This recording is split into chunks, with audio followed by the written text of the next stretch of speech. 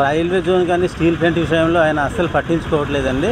ఇక్కడ అలాగే సంవత్సరం తరబడి ఆ ధర్నా కంటిన్యూగా అవుతుంది తప్ప ఆయన ఒక్కరోజు కూడా వెళ్ళి వాళ్ళకి సంఘీభావం తెలిపిన సందర్భాలు కూడా లేవండి. ఈ 5 సంవత్సరాల్లో ఒక్కసారి కూడా పార్లమెంట్లో మాట్లాడింది లేదు స్టీల్ ప్లాంట్ కోసం. జగన్మోహన్ రెడ్డి కూడా అసలు ఊసే లేదండి స్టీల్ ప్లాంట్ విషయంలో. వాళ్ళకి ఇప్పటికీ 22 మంది ఎంపీలు ఉన్నారండి. ఎంపీలు ఉన్న అక్కడ ఏం చేస్తున్నారండి? పార్లమెంట్లో ఒక్కరోజు మాట్లాడింది లేదు, ఏం లేదు. ఎక్కడ గొంగలు అక్కడ అన్నట్టుగా ఉండిపోయింది. వాళ్ళు చేసింది అయితే ఏమీ లేదు. అసలు యువకులకైతే అసలు ఉద్యోగుల విషయంలో అసలు పట్టించుకోవడం లేదండి. అసలు అంటే అది ఆక్రమించి అలా కడుతున్నారండి. రేపు ఎవరో ఒకరు, ఈ జగనే కాదు, ఏ గవర్నమెంట్ వచ్చినా అది గవర్నమెంట్కి ఇంకా చెందుతుంది. అది జగన్ వాళ్ళ సొంత ఇదేం కాదు. నెక్స్ట్ ఏ గవర్నమెంట్ వచ్చినా అది గవర్నమెంటే అది లాక్కుంటుంది. జగన్ గారు పోవాలనేసి మా ఉద్దేశం అండి. ఆయన ఉంటే మళ్ళీ మాకు ఫ్యూచర్లో అయితే ఇంకేం ఉండదండి. జాబ్లు కూడా ఉండవు జగన్మోహన్ రెడ్డి ఉంటే ఫ్యూచర్లో. మేమైతే ఇంకా కూటమికే మేము ప్రాధాన్యత అయితే ఇస్తామండి.